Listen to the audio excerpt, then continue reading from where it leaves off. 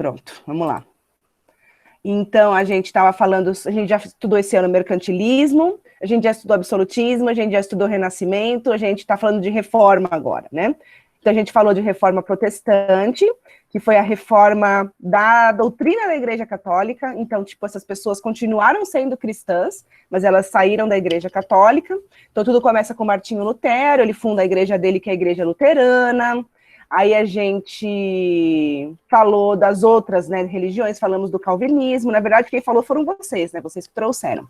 E aí a gente falou também da Igreja Anglicana. Foi isso que a gente comentou. Agora a gente vai falar da Contra-Reforma. Contra-Reforma agora se escreve desse jeito, tudo junto com 2 R's, eu acho horroroso, mas é assim. Contra-Reforma Católica. O que foi a Contra-Reforma Católica? Pergunta. Eu não sei. Muito bem, então assim... Começaram a perseguir quem foi protestante. Também. Então você imagina assim, tipo, os católicos estão lá, é a igreja que, tipo, controla, né? Na Idade Média é a igreja que controla tudo. E agora eles começam a perder poder, né? Eles começam a perder influência nos reinos cristãos, porque os reis se tornam reis absolutistas, e aí alguns reis, né, e muitos lugares começam a fundar as igrejas protestantes, e aí você acha que a igreja católica simplesmente... Giovana, põe o seu nome aqui no chat, tá? Você acha que simplesmente a igreja católica cruzou os braços e falou, não, tá certo, né? Deixa as pessoas. Qual que é o problema das pessoas se tornarem protestantes para a igreja católica? Elas vão ser ditas religiões e não vão seguir os mandamentos, e não seguir os mandamentos consiste em não dar poder para a igreja. Então, elas vão sair da igreja, você pode falar. Perdão, você vai mudar alguma atividade hoje, alguma coisa? Não, hoje não. Tranquilo. Hoje nós vamos só trocar ideia, fica tranquilo.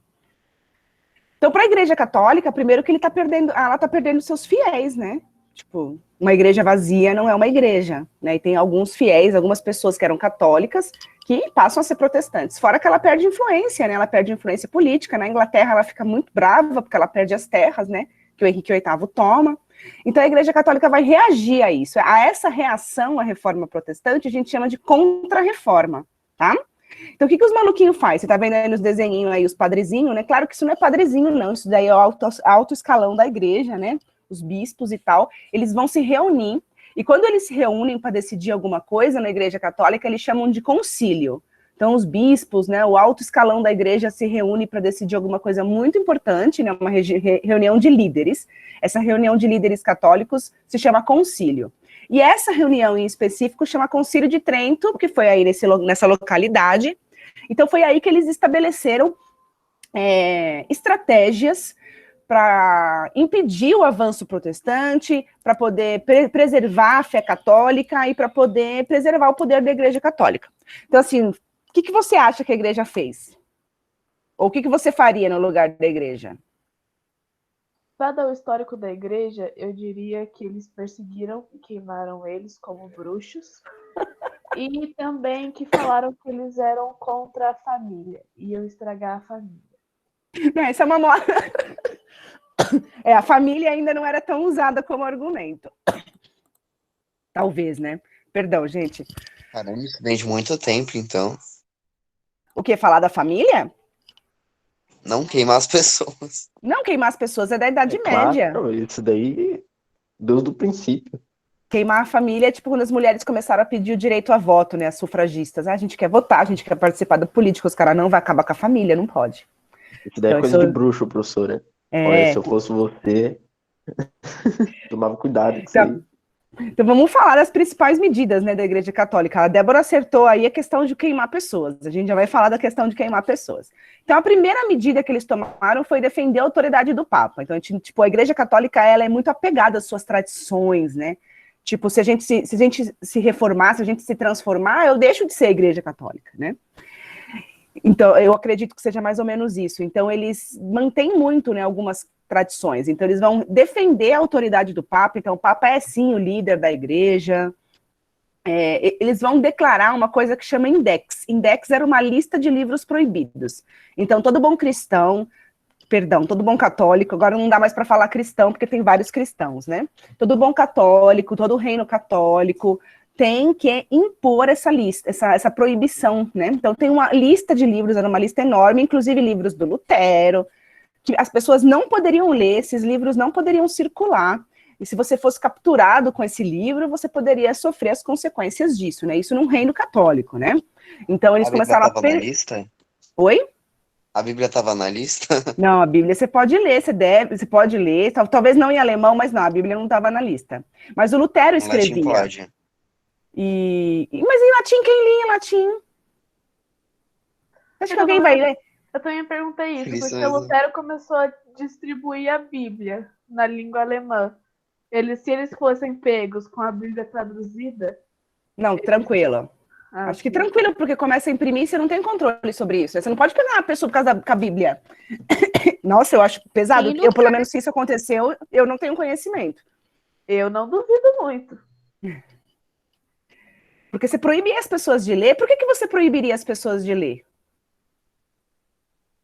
Eles Elas não proibiam serem antes. doutrinadas. Para você impedir a circulação de ideias, né? Porque isso daí pega conhecimento. Porque se você... Às vezes a gente conhece ideias quando a gente entra em contato com elas. Se eu não entrar em contato com elas, eu não conheço. E você está falando de um tempo que não tem WhatsApp, né? Não tem nada disso, gente. A circulação de ideias é muito mais restrita. Ainda que agora os caras já têm a prensa, né? Então eles conseguem imprimir livros com mais velocidades. Mas a divulgação de notícias da época é diferente, né? Uma circulação de notícias muito diferente da circulação que a gente tem hoje. Então eles vão proibir as pessoas de ler alguns livros, né? Outras medidas, eu já vou falar das pessoas queimadas, e aí eu volto a falar de livro. Eles vão manter as tradições católicas, então isso manteve, e até muitas dessas coisas até hoje a Igreja Católica tem, né? Então eles vão manter os 7 sacramentos. Então, nas igrejas protestantes, em geral, são 2 sacramentos, na Igreja Católica são 7. Eles vão manter o celibato clerical. O celibato é você não se entregar aos prazeres da carne, né? Então, o seu corpo, as pessoas, os padres, os membros da igreja, as freiras, eles não podem se casar, eles não podem ter relações sexuais. Isso é uma regra, né, da igreja, porque você está se guardando para Deus, tem toda uma explicação, né? E até hoje isso é um grande debate na Igreja Católica. Porque, por exemplo, aqui no Brasil, eu estava lendo isso, acho que no começo desse ano ou no fim do ano passado. As igrejas protestantes mandam pessoas, né, mandam missionários para regiões afastadas para evangelizar as pessoas. E a Igreja Católica tem dificuldade de mandar missionários para regiões mais afastadas, porque os caras vão sozinhos, né? Eles não podem se casar, eles não têm filhos, eles não têm família. Então tem cara que não quer ir para o meio do mato, morar sozinho lá para catequizar índio. Então, eles tiveram um debate na Igreja Católica, se eles iam abrir mão do celibato clerical, permitir que essas pessoas se casassem, constituíssem família ou não. E não permitiram, a decisão foi não. E é um hábito católico que não é católico desde... Pode falar. Mas esses caras vão lá no meio do mato, lá no meio do índio, para evangelizar eles. Porém, eles vão lá para casar, tem gente que casa nesse meio do mato, assim, que estabiliza a vida lá, que é isso. Não é que ele casa lá, né? Ele muda com a família. Um pastor de igreja protestante ou uma pastora, eles podem se casar, né? A igreja protestante, a gente chama de igreja evangélica, né? Mas as igrejas protestantes, elas não proíbem, né, o casamento. Então, quando um cara, um missionário, ele vai morar no meio da floresta, ele pode levar a família dele com ele, óbvio, né? Então ele leva a mulher, os filhos, ou a pastora leva o marido, os filhos. Você leva a sua família, você não vai sozinho, porque você tem uma família. E aí você vai morar lá para fazer um trabalho religioso, né? Então é mais fácil, né? A igreja protestante consegue mandar missionários mais facilmente. Eu não estou dizendo isso como se eu concordasse com essa prática, tá? Só estou contando como é. A Igreja Católica tem dificuldade de mandar padres missionários, porque o cara vai sozinho, ele não tem família, ele não tem filhos, ele não tem uma esposa, então ele tem que ir sozinho, e aí você fica sozinho lá. Então, assim, a Igreja Católica tem mais dificuldade de encontrar gente. E aí, uma das discussões que a Igreja Católica teve recentemente era isso, tipo, vamos permitir que essas pessoas se casem, porque aí se eles se casarem, tiverem família, eles vão, né, porque eles não vão sozinhos, aí eles iriam fazer missões.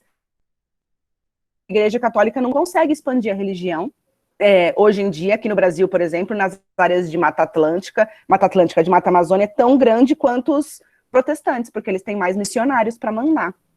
mas a Igreja Católica decidiu manter. E esse hábito de celibato clerical não é uma coisa que é desde o início do cristianismo, é uma coisa tipo do século X, assim, do ano, sei lá, 900, 1000.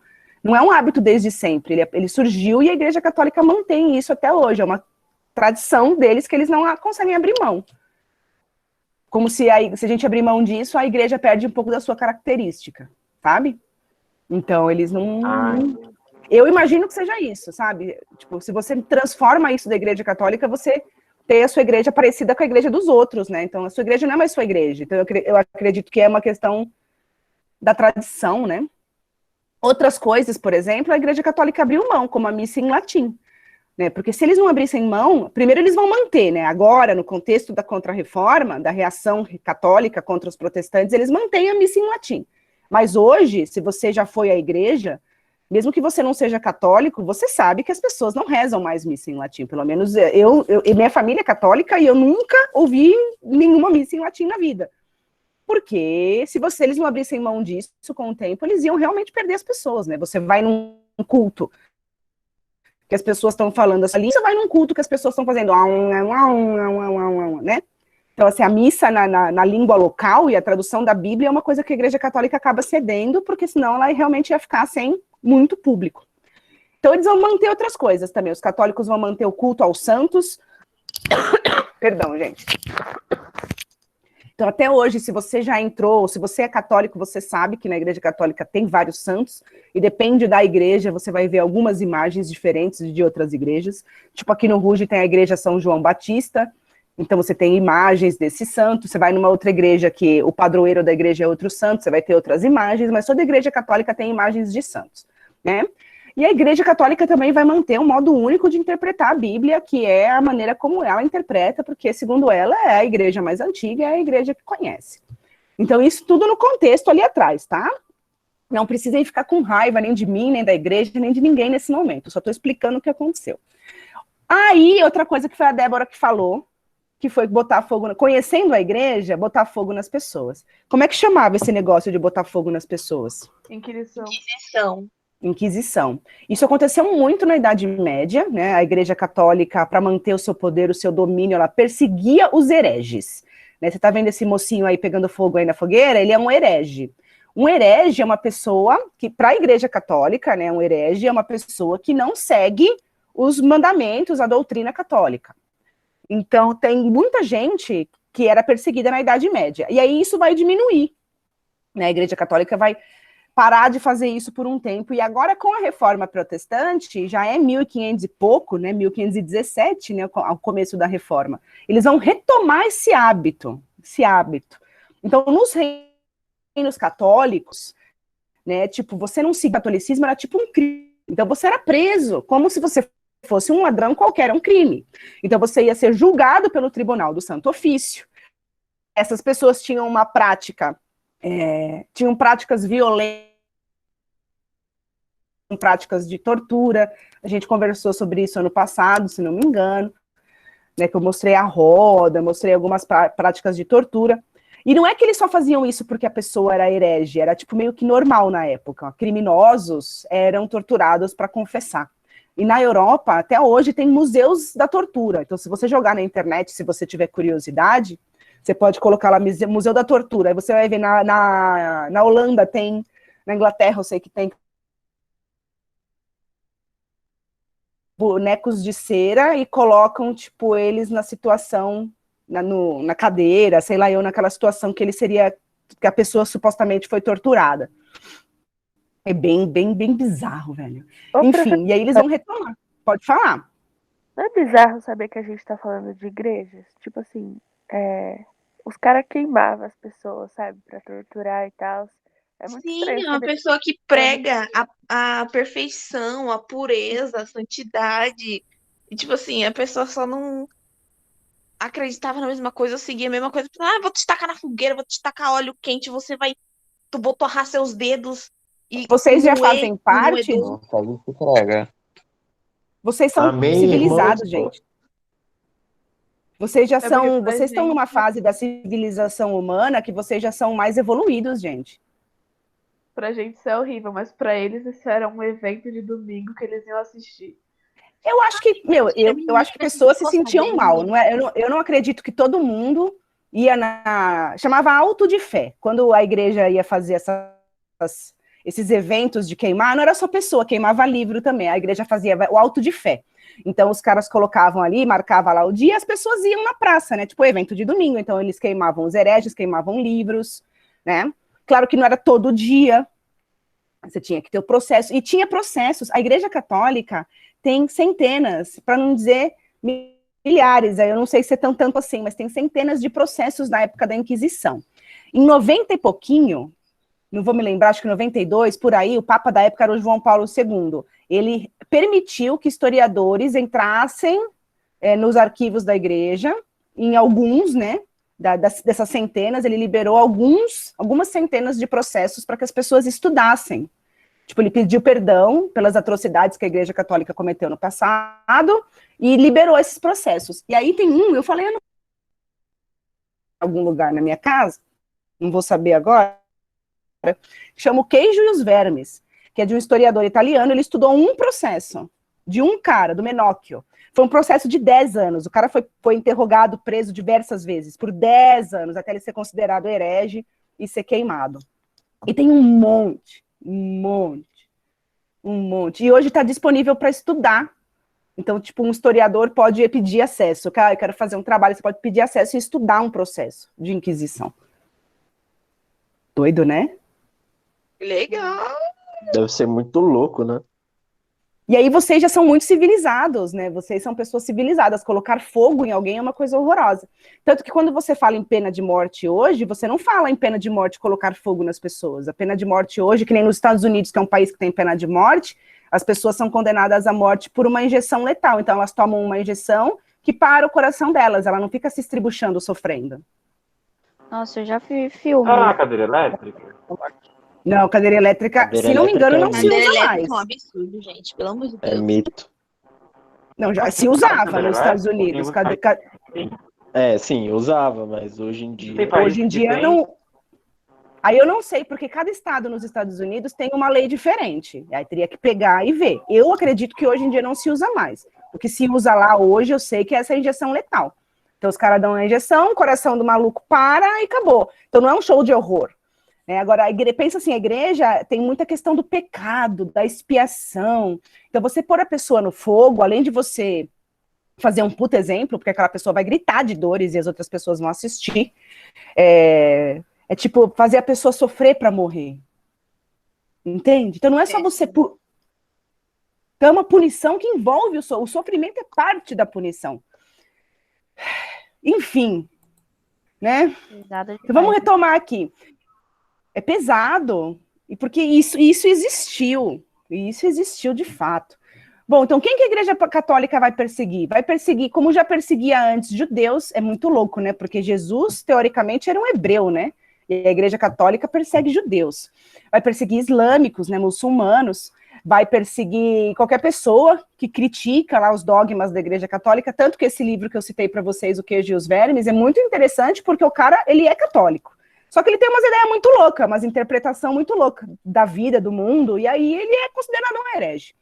E também vai começar a perseguir os protestantes, e aí vai ter muita treta, né, na Europa, porque vão ter países que vão ser protestantes, tipo a Inglaterra vai ser um país anglicano, porque o rei vai se tornar o líder da igreja, e aí vão perseguir católicos.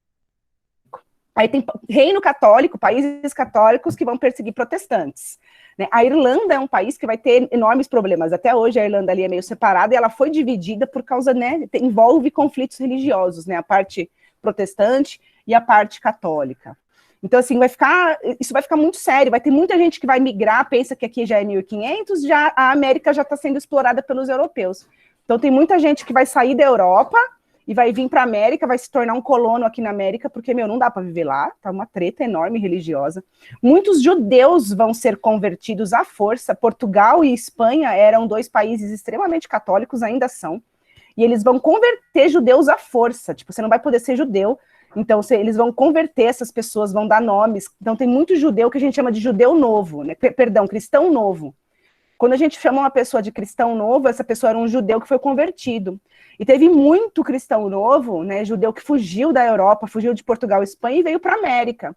Então a gente tem muitos sobrenomes, né, de cristãos novos, né? Geralmente dizem que os sobrenomes de nome de árvore, tipo Oliveira, Pereira, eram nomes que os cristãos, que os católicos davam para esses judeus que estavam sendo convertidos à força.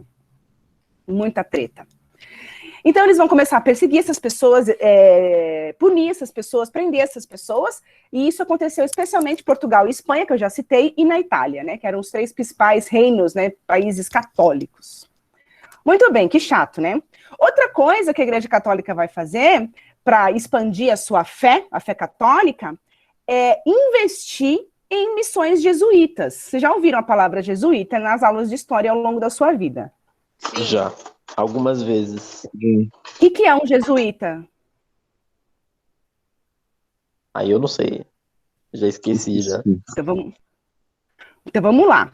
Lembra que a gente está falando de grandes navegações também nessa época. Aliás, semana que vem a gente entra nesse assunto. Então os europeus, a gente vai estudar semana que vem, os europeus eles vão achar a América, sem querer, e aí eles vão encarar a América como uma grande porção de terra, onde eu posso entrar e fazer o que eu quiser. E aí a Igreja Católica vai enxergar na América, na África, na Ásia, mas em especial aqui na América nesse período, os microfones, gente, senão eu fico ouvindo um barulho. Dinheiro, quer dizer, fiéis. Então eles vão achar na América, né, naquele povo, né, nos indígenas, né, eles vão enxergar eles não enxergam os indígenas como gente, eles enxergam os indígenas como um potencial para eles, para alguma coisa do interesse deles, né. E para a Igreja Católica, esses indígenas têm o potencial de ser católico, né, então a gente vai lá, converte essas pessoas, e aí a gente vai expandir o catolicismo, vai ter mais católico no mundo, e aí a gente vai combater a evolução dos protestantes, né? Então a Igreja Católica vai criar a Companhia de Jesus, que era uma ordem de jesuítas, né? Um jesuíta é um soldado missionário, um soldado, né? Eles falavam soldados da igreja, mas o jesuíta é um padre missionário, é um cara que pega as suas coisinhas, põe numa mala, vai lá para não sei onde, bem longe da casa dele, para entrar em contato com um povo diferente e ensinar para eles como se comportar, ensinar para eles a religião. Então, eles vão fazer isso, especialmente nos continentes novos, especialmente na América. E aí a gente vai ter muita história de jesuíta aqui, né? Vocês moram aqui em São Bernardo, a maior parte de vocês acreditam, né? Mas todo mundo estuda no Cinírio, e o Cinírio fica aqui perto da Anchieta. Quem foi a Anchieta? Foi um padre. Foi um padre jesuíta. O Anchieta veio para cá para catequizar índio. Foi um padre que veio para cá para ensinar hábitos cristãos, e não era só catequizar, só ensinar o catolicismo, era ensinar os indígenas a ser mais europeus, porque os indígenas são selvagens, né? Eles ficam aí, né, catanguinha de fora, coisa absurda. Então, é ensinar eles a se vestir, ensinar eles a comer com garfo e faca. Pois é, que horror! Que horror! Devem viver cheios de doença. Isso, eles vivem sem roupa e não vivem com maldade. Que incrível, né? Deve ser muito incivilizados. Que horrível, eles são péssimos, professora. Como assim? Como assim? Pois eles é. não pegam as pessoas que não concordam com você e não tocam elas na fogueira, não torturam elas? Exato, que horror! Gente, que meu horror. Deus, esse mundo tá perdido. Esse povo aí. Como assim vocês não Sabe como é que escutaram as são palavras as coisas? dos bruxos ainda? Então, para a Igreja Católica, essas pessoas são, né, para o europeu, os indígenas são selvagens, né, como se o indígena fosse qualquer outro animal na natureza, não enxerga humanidade neles, né? E aí vai ter, depois a gente vai estudar. São super civilizados, né? São super fofos. Já reparou que quando um europeu vai para outro local, ele é um grande conquistador, e quando uma pessoa de outro local vai para a Europa, é um imigrante maldito? Já reparou essa relação que existe? Nossa, Se você hoje, quando o europeu né? veio para a América... Não, eu tive uma discussão com um português no Instagram que me fez, faz um tempo, olha, me fez perder a vontade, assim, a fé na Eles humanidade. roubaram nosso ouro, não gosto deles. Não, ele estava falando de escravidão, Roubaram falando nosso que a culpa da pobreza dos países da América, tipo o Brasil, e a escravidão, não tem consequências hoje. Isso daí é culpa dos nossos governos que são ruins. Por E o isso. nosso governo foi inspirado em quem? também. Em quem? Não. Quem foi que botou o governo aí- aqui? Ai, meu Deus. E aí ele vem falar, e aí o que mais que ele falou pra mim? Que aí teve outros portugueses que vem falar que se não fosse a gente, graças a mim, né, o português falando, graças a mim, vocês não são índio. Ai, meu Deus, que horror! Ah, mano, É muito melhor se vocês ser parar pra índio, pensar, se vocês parar pra pensar, seria muito melhor. A gente tá de tanguinha, suave, Sim. caçando uns bichos no meio do mar. Não, a melhor coisa é você acordar às 6 horas da manhã, pegar um ônibus lotado, um metrô lotado e trabalhar 10 horas por dia e voltar para casa, chegar na sua casa 8 horas da noite cansado, não conseguir dar atenção para seus filhos e dormir no sofá enquanto assiste a novela. Isso é muito melhor. Isso é vida, isso é civilização. E preocupado Graças Isso aí, de a fato. gente, porque, né? eles não cheiram. Que alguém roubou todo o nosso ouro e aí agora a gente é pobre. Né? Alguém. Então, mas aí Essa treta vamos do- guardar essa discussão para a semana que vem, que aí vai ser louco. Semana que vem a gente vai entrar justamente nessa discussão. Muito bem. Outra coisa, para terminar aqui a questão da contra-reforma, é que a gente vai ter um estilo artístico. A gente estudou no começo do ano o Renascimento, e agora a gente vai falar um pouquinho da arte barroca. O barroco a gente chama a arte da contra-reforma. Então, a Igreja Católica sempre foi uma mecena da arte, né? Financiava, pagava pintores para trabalhar para ela, para pintar para ela, para decorar suas igrejas. E aí, a arte barroca foi um estilo artístico que a Igreja Católica se aproveitou. Por quê? Porque a arte barroca é uma arte muito com expressões, assim. A arte barroca é uma arte que tem a intenção de impressionar a pessoa que vê, né?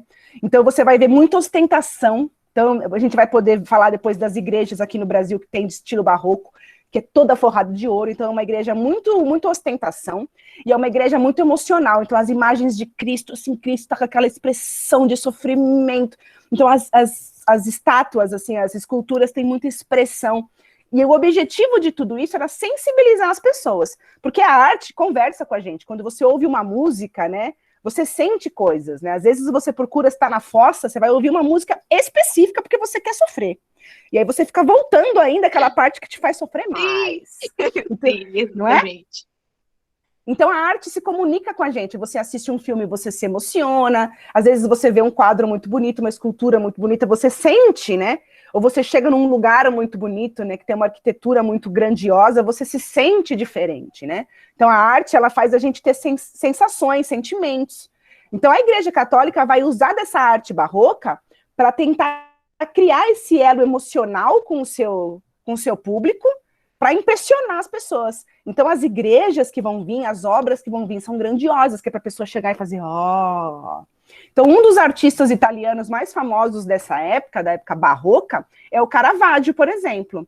Então, você está vendo aí um dos quadros dele, você vê que ele faz o fundo bem preto. Os quadros dele é um tipo de arte que eu acho bonito, particularmente, desculpa dar minha opinião. É bonito, mas eu não poria na minha casa. Que eu acho muito dark. Concordo, mas é bem bonito mesmo. Mas é muito é meio bonito. dark, né? Mas o fundo da pintura, isso pintura italiana, eu vou mostrar a holandesa para vocês, já é um pouquinho diferente. Então você vê que o fundo da pintura é muito escuro, né? Tem muita luz nos personagens, então você cria um drama a partir disso. Essa é a Igreja Santo Inácio de Loyola, em Roma. Olha essa igreja! Olha o tamanho da pessoa, do turista, olha o tamanho da igreja. Olha como essa igreja brilha, menina!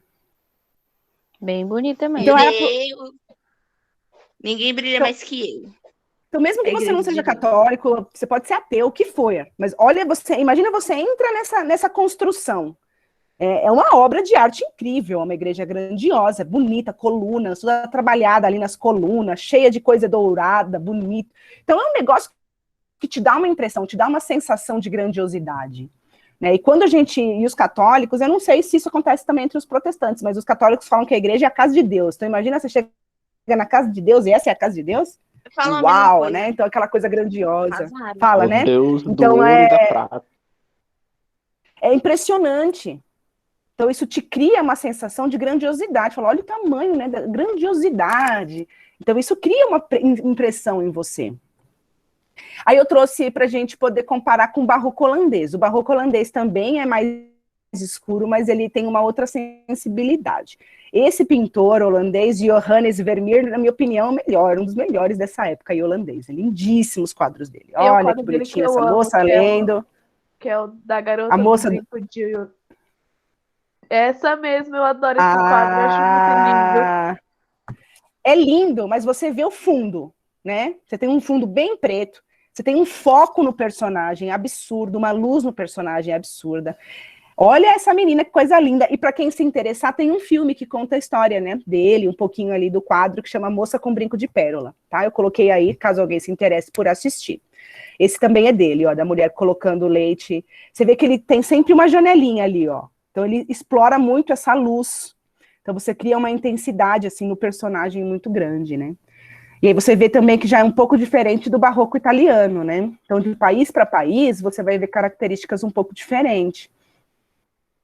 Aqui no MASP, a gente tem alguns pintores holandeses, não esse. A gente tem alguns retratos do Rembrandt, que também é um pintor holandês dessa época. Então, a gente tem quadros desse tipo. A gente iria para o MASP, né? A gente não pode sair de casa. Ai, meu Deus. Segundo ano, o meu passeio favorito no segundo ano é ir ao MASP, mas não dá. E aqui no Brasil, a gente também... Ah, não, mas ano que vem, se a gente puder sair de casa, nós vamos em todo lugar. Pelo amor de Deus. Vai ter nem mais nossa, vai ser passeio atrás de passeio.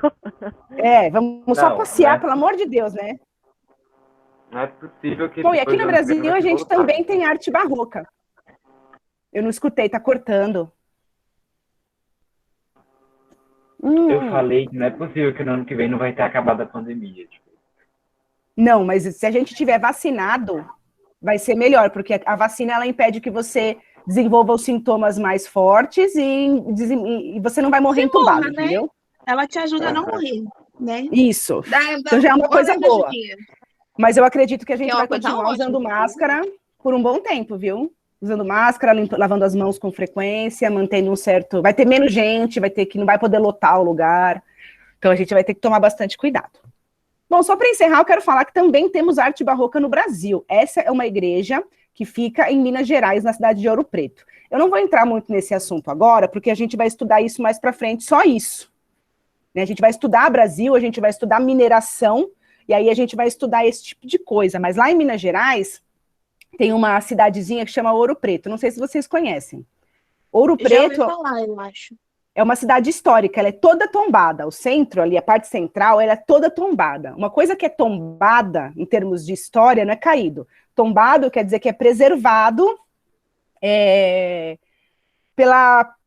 um patrimônio cultural, histórico-cultural. Então você não pode modificar, você não pode destruir, você tem que manter aquilo ali.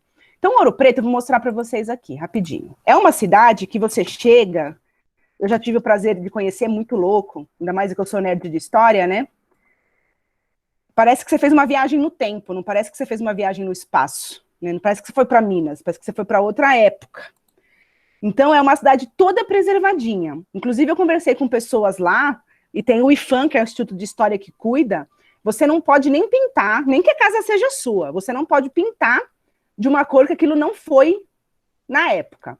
Então, quando você quer pintar a sua casa, você tem que chamar o IFAM, né? Eles vão lá, eles vão fazer por exemplo, você quer pintar a janela. Eles vão descascar a janela, vão ver as cores que aquela janela foi pintada ao longo da história, e você vai ter que escolher uma daquelas cores para pintar. Você não pode passar rosa-choque num lugar que nunca foi rosa-choque. Então, eles têm toda uma preocupação em manter aquilo como era. Então, e aí você vai para lá e você fica imaginando a época da escravidão, a época da mineração, né? Era escravo nas minas, coletando ouro, e é uma cidade extremamente íngreme, tipo, é subida e descida, e os caras carregando ouro, e você ainda tem as minas, né? Só que hoje em dia eles cobram, porque, por exemplo, eu sou dona da casa, embaixo da minha casa tem túneis, e aquilo é meu, né? Então eles cobram, e aí você pode entrar e visitar essas minas. Então, olha só, a ruazinha é tudo antiga, tudo ruazinha estreitinha, todas de pedra, não existe asfalto. As casinhas são todas nesse estilo. Olha como é íngreme, porque é uma região bem montanhosa, você anda perto. Não tem nenhum prédio lá, nada. Nessa região, não. Nossa. Nessa região, não. Nada. Não é que não tem prédio, não tem nada novo, não tem uma construção nova. Quando eu falo, você chega lá, parece que você viajou no tempo, porque as coisas, as escolas, as bibliotecas, as coisas, elas são em prédios antigos, que era a casa de fulano de tal, sei lá, eu na época lá da mineração. Então é tudo assim. Ó, uma igrejinha aqui, ó. E tem muita igreja. E um dos principais artistas da arte barroca brasileira foi o Aleijadinho, né? Vocês já devem ter ouvido falar. Nós vamos falar dele mais para frente. Então ele projetou muitas dessas igrejas. E não é só Ouro Preto, tá? Tem várias cidades na região que são regiões que é considerado tudo histórico, que é da região da mineração. Então você tem Congonhas, você tem Ouro Preto, você tem Mariana, que é uma cidade também que é bem preservada, que foi a primeira cidade que a Samarco conseguiu destruir um pedaço, né, que aquela barragem caiu. Então tem Tiradentes, tem Diamantina, tem várias cidades nessa região que são cidades super preservadas, super bonitinho. Olha como é íngreme, imagina se subir isso aqui, menina. Nossa, menina, fazer exercício pra quê? As pernas durinha. Sair com as pernas igual a da Graciane Barbosa. Isso, tem muita igreja, e é muito curioso, e não é só em Ouro Preto, por exemplo, se você for para Paraty, também tem igrejas, como é da época da colônia, tem igrejas que eram igrejas de branco, e igrejas de escravo não ia na mesma igreja, ele era obrigado a ir na igreja, porque quando uma pessoa era trazida da África para cá, ela era batizada à força, ela recebia um nome cristão, e aí ela tinha que ser católica, né? Mas ela não podia frequentar a mesma igreja. Então tem muita coisa. E aí nós vamos conversar quando chegar a hora, porque nós vamos falar da Inconfidência Mineira, do Tiradentes, aí nós vamos falar desse museu, que era uma prisão, era uma antiga prisão, era uma prisão na época, falei prisão muitas vezes. E aí hoje é um museu que tem pedaços, né, da madeira lá onde enforcaram o Tiradentes. E tem umas igrejas, tem uma que é do Pilar, se não me engano, peraí. Aqui, ó, Igreja do Pilar, Ouro Preto. Essa igreja, olha isso aqui. Menina, tem muito ouro nesse altar. Muito. Que lindo. É impressionante. É toda trabalhada no ouro. São quilos de ouro que foram empregados aí nesse altar, na construção desse altar. Essa igreja você paga R$10 para entrar, eu não fui. Nossa. Tem igreja que você pagava tipo um combo, você pagava 5 conto, 10 conto, você ia em 3, 4 igrejas. Aí tinha igreja que você contribuía para entrar, para os caras reformar e tal, geralmente as igrejas que estão caindo aos pedaços. E aí os caras, né, mas aí você contribui, porque os caras querem reformar um negócio ali, que você contribui com gosto. Agora, R$10 para entrar, eu achei meio absurdo. Essa daqui eu não visitei, mas é uma das mais, dizem, né, por dentro, que olha esse altar. Um pedacinho de ouro e leva para casa, né? Olha esse altar. Os caras que veio no Sinira, os caras que veio no Sinira pegar a torneira ia ficar louco dentro de uma igreja Imagina! dessa. Nossa! Me acusando. Ia ficar milionário já. Davi não pode ir para Ouro Preto, então. Não posso. Não vamos levar o Davi. Não vamos. Ai, meu Deus do céu! Olha isso daqui, só para mostrar um pouquinho para vocês das obras do Aleijadinho. Olha esse Jesus aqui, olha a expressão dele. Eu tô falando, a arte barroca é uma arte, do impressionar, né? Então, assim, tem muito sofrimento, tem muita expressão no rosto, né? O Renascimento não era assim. Você vai ver as artes do Renascimento, né? Mona Lisa, você não sabe nem se ela tá rindo, né? O Barroco não, o Barroco você já vai ver ali um sofrimento, você vai ver uma expressão facial. Eu vi uma vez uma obra do Aleijadinho numa igreja, era uma esculturinha dentro da igreja que era um sofrimento, e eu nunca mais achei aquela imagem. E aí a gente vai estudar isso com mais calma, mas quando a gente chegar nessa parte de história do Brasil. E era isso por hoje, gente bonita. Uhul! Eu achei bem legal. Sim.